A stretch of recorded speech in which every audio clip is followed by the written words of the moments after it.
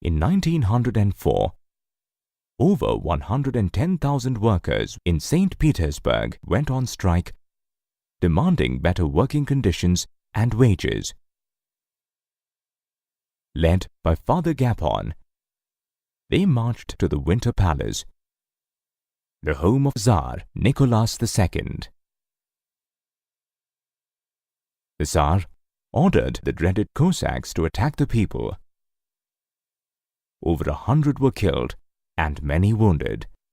This incident, referred to as Bloody Sunday, sparked off the Russian Revolution of 1905.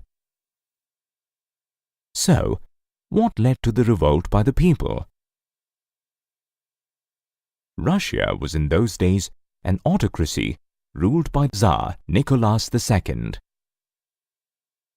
He ruled a vast territory that included current-day countries such as Finland, Latvia, Lithuania, Estonia, parts of Poland, Ukraine, and Belarus.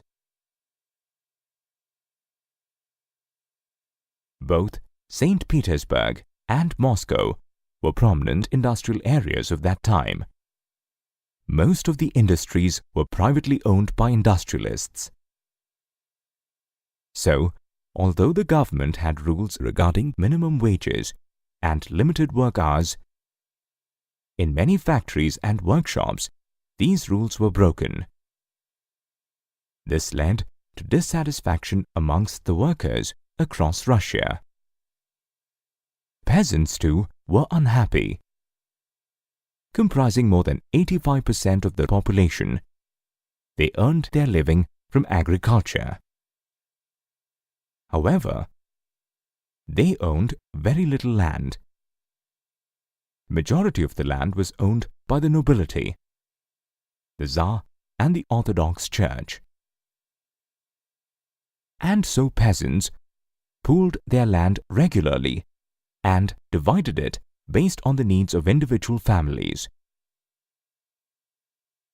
As you can see, both peasants and workers were unhappy across Russia.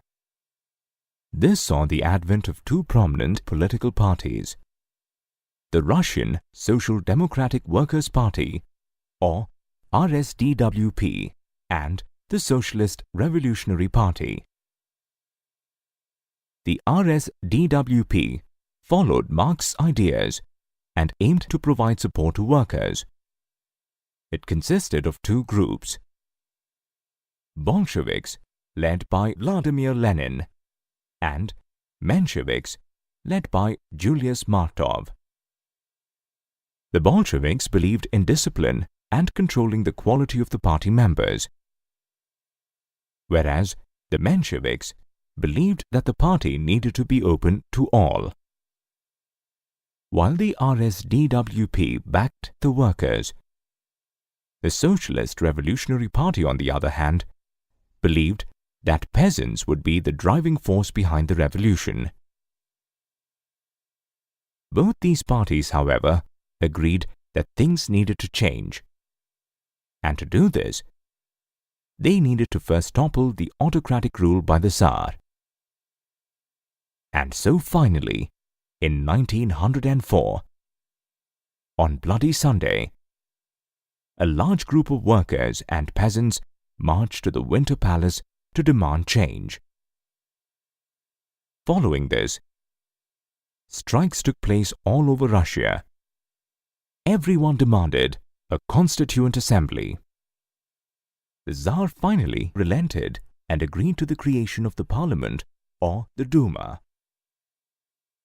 Fearing a reduction in his powers, he dismissed the first Duma and the second one as well.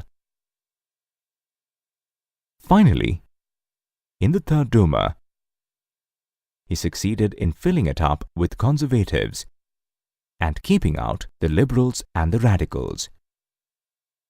Tsar Nicholas thought that this was the end of the revolution, but larger revolutions were yet to come.